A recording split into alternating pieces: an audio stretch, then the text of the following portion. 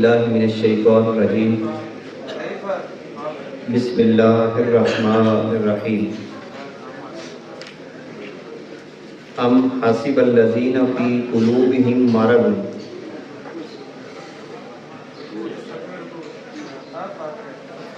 کیا وہ لوگ جن کے دلوں میں بیماری ہے، مرض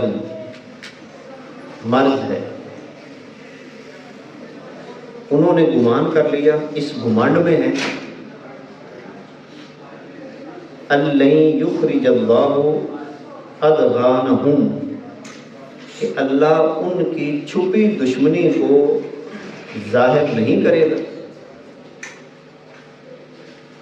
وَلَوْ نَشَاءُ اگر ہم چاہیں لَأَرَيْنَاكَهُمْ تو تمہیں ان کو دکھا دیں فَلَا عَرَفْتَهُمْ بِسِيمَاهُمْ تو تم ان کی صورت کو پہچان لو، یعنی جو ان کی عدالتیں ہیں مومنین کے ساتھ تم ان کو پہچان لو. وَلَا تَعْرِفَنَّهُمْ فِي لَحْنِ الْقَوْلِ اور ضرور تم انہیں بات کے اسلوب سے پہچان لو گے، ان کی گفتگو سے تم انہیں پہچان لو گے. وَاللَّهُ يَعْلَمُ أَعْمَالَكُمْ اللہ تمہارے عمل خوب جانتا ہے. یہ آیت پاک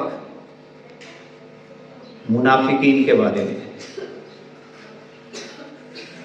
منافق جس کے دل میں مرض ہوتا ہے. مرض کس چیز کا ہوتا ہے؟ حق کو قبول کرنے کے حوالے سے اس کی طبیعت کے اندر جو اضطراب پیدا ہوتا ہے، یہ بیماری مرض. مگر وہ اپنے مرض کو ظاہر نہیں کرتا. منافق چونکہ فائدہ لینا چاہتا ہوتا ہے، اس کا مقصد ہے فائدہ حاصل کرنا.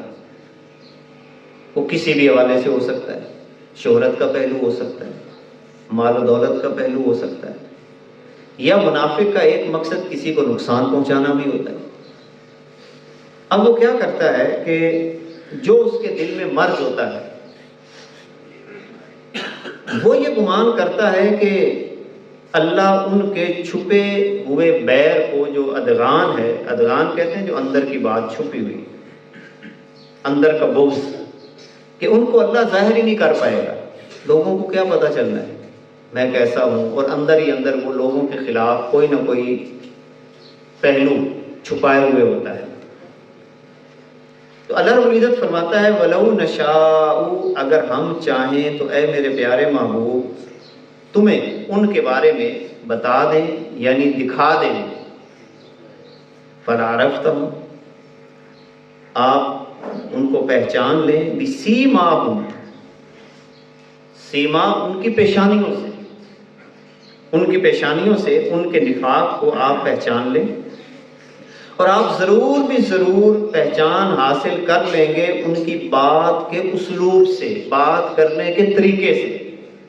اے میرے پیارے محبوب آپ ان منافقوں کو پہچان لیں گے.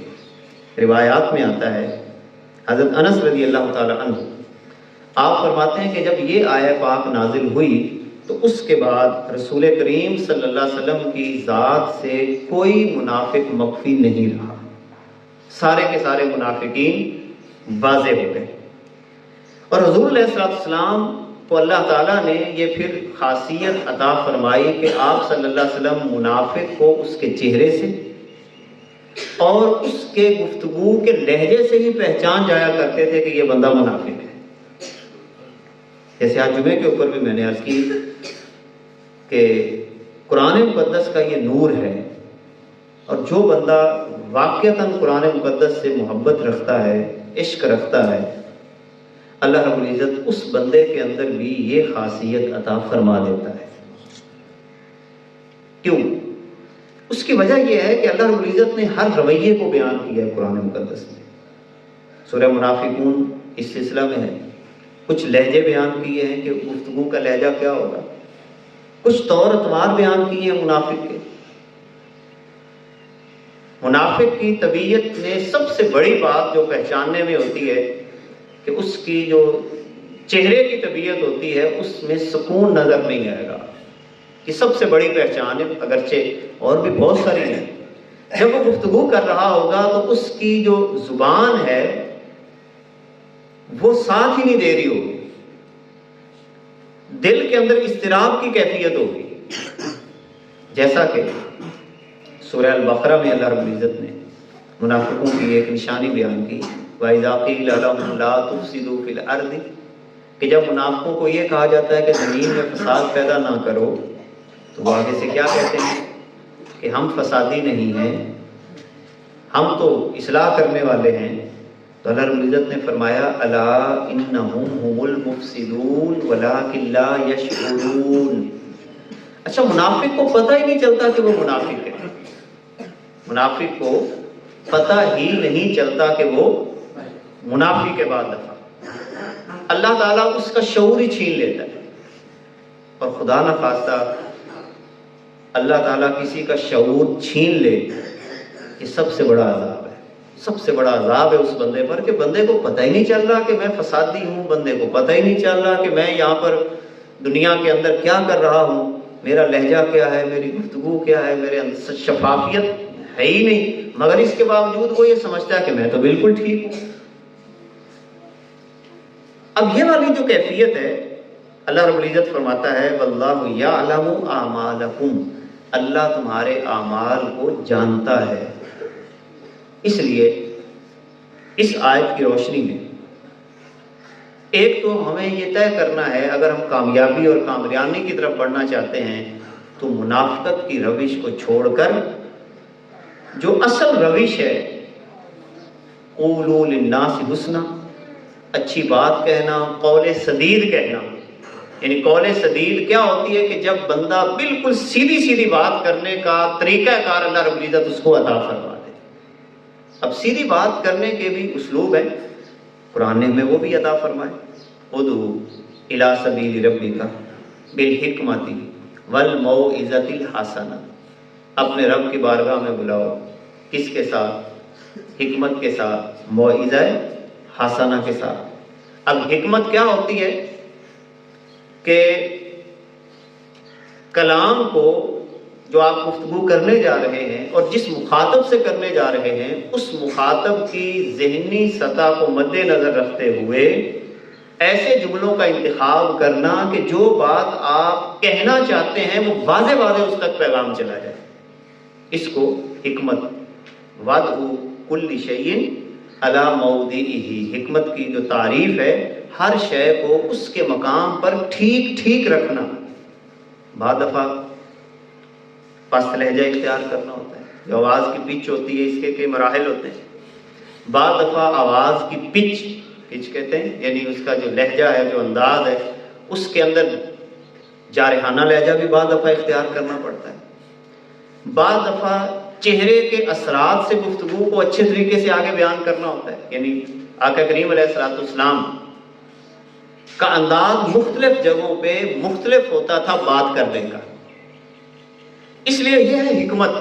اور موعظہ حسنہ وہ مناسب الفاظ جو اس موقع کی ضرورت کے مطابق ہے، ان الفاظ کا چناؤ کرنا۔ تو اس لیے کوشش کریں میں اور آپ کہ اللہ رب العزت ہم سب کو منافقت کی روش سے بچائے، یہ بہت خطرناک ہے۔ معاشرے کو سب سے زیادہ جو چیز نقصان پہنچاتی ہے وہ منافقت ہے۔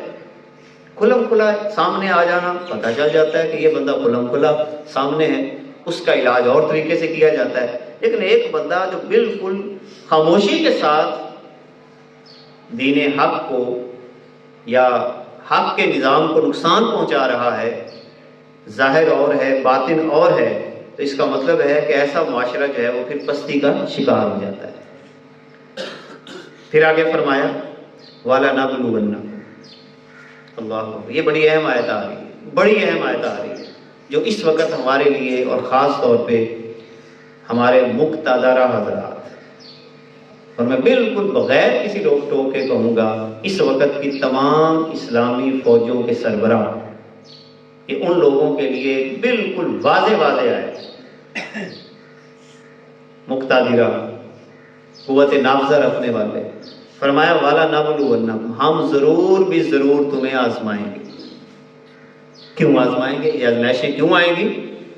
حتی نعلم المجاہدین منکم والصابرین، تاکہ ہم دیکھ لیں کہ تم میں سے جہاد کرنے والے اور صبر کرنے والے کون لوگ ہیں. یعنی ایک بندہ جہاد کی بات کرے، یعنی تمام اسلامی فوجوں کی ذمہ داری کیا ہے؟ جہاد. اصل تو یہ ذمہ داری ہے. کس موٹو کی بنیاد پہ ہے؟ الجہاد سبیلنا. یہی ہمارا موٹو ہے. یعنی جو ہماری اسلامی افواج ہوتی ہیں ان کا نعرہ کیا ہوتا ہے؟ الجہاد سبیلنا. نعرہ جہاد کا ہے، اور اسی بنیاد پر ہماری یہ تمام اسلامی افواج جو ہیں اسی بنیاد پر مارز وجود میں ہیں. محکمہ ہی اسی لیے ہے.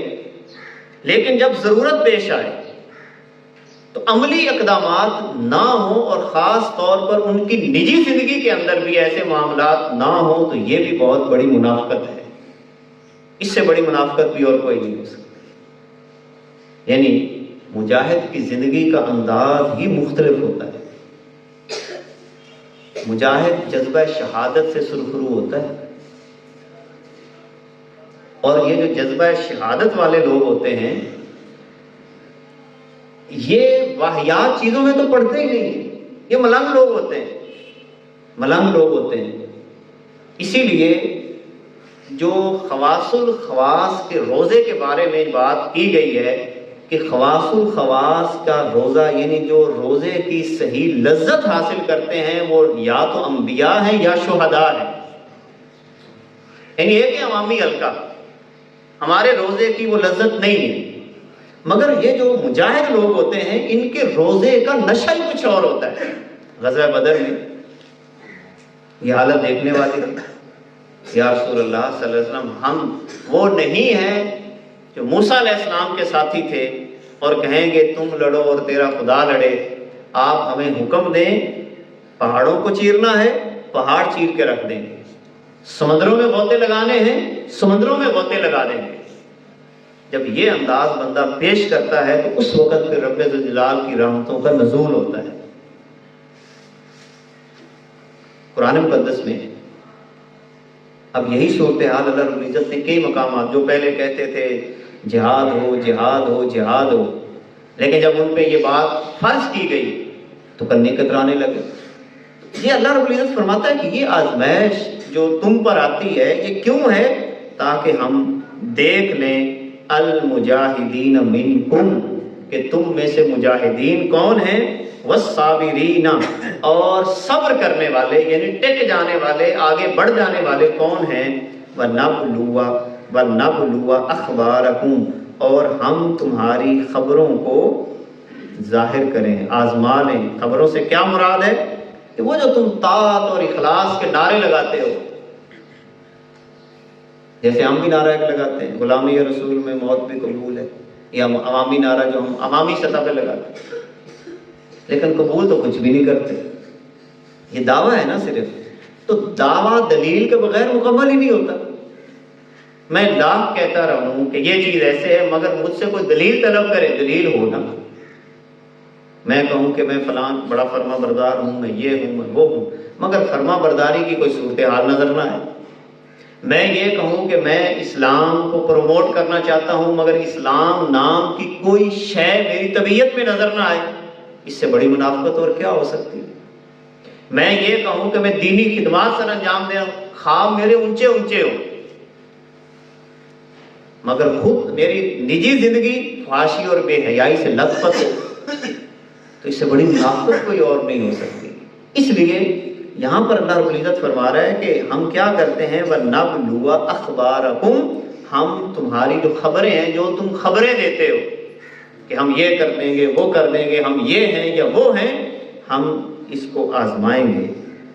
اور اس کے بعد فرمایا ان الذین کفروا، بے شک وہ لوگ جنہوں نے کفر کیا، وصدوا عن سبیل اللہ، اور اللہ کے راستے سے روکا، وشاقوا الرسول، من بعد ما تبین لہم الہدی، اور رسول صلی اللہ علیہ وسلم کی مخالفت کی بعد اس کے کہ ہدایت ان پہ ظاہر بھی ہو چکی، کافر ہوئے، اللہ کے راستے سے روکا۔ اب اللہ کا راستہ کیا ہے؟ ہدایت کا راستہ، قرآن کا راستہ۔ جو کسی بھی حوالے سے اس راستے سے روکتا ہے تو گویا کہ وہ رسول اللہ صلی اللہ علیہ وسلم کے لائے ہوئے دین کی مخالفت کر رہا ہے۔ تو اللہ نے بھی بے نیازی والی بات کی ہے، لَن يَضُرُّ اللَّهَ شَيْئًا، وہ اللہ کا ہرگز نقصان نہیں کر سکتے، کچھ نہیں کر سکتے۔ وَسَا يَحْبِطُ أَعْمَالَهُمْ، اللہ ان کا کیا دھرا سارا اکارت کر دے گا، سب کچھ ختم کر دے گا۔ بندہ صرف اسی بات پہ غور کر لینا میرا اینڈ کیا ہے، تو اس کو ساری باتیں سمجھ میں آتی۔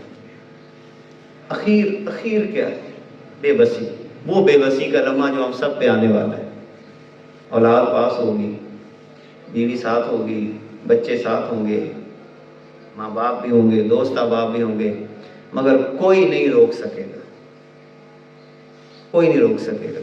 وہ بے بسی کی کیفیت اسے موت کہا جاتا ہے، جس کا کوئی انکار بھی نہیں کر سکا آج تک۔ وہ بے بسی کی کیفیت انسان کو سب کچھ سکھا دیتی ہے۔ اسی لیے فرمایا اے ایمان والو، یا ایھا الذین آمنوا اطیعوا اللہ، اللہ کی مانو، وَأَطِیعُوا الرَّسُولَ، رسول کی مانو، وَلَا تُبْطِلُوا أَعْمَالَکُمْ، اپنے عمل ضائع نہ کرو، اپنے عمل باطل نہ کرو، اپنے اعمال کو ضائع مت کرو۔ اب کیسے ہم اپنے اعمال کو ضائع کرتے ہیں؟ ریاکاری سے، منافقت سے۔ یعنی بعد دفعہ ہم کتنے اچھے عمل کر رہے ہوتے ہیں، کتنے اچھے عمل کر رہے ہوتے ہیں، مگر دو چیزیں ہمارے اعمال کو ضائع کر دیتی ہیں، ریاکاری اور منافقت۔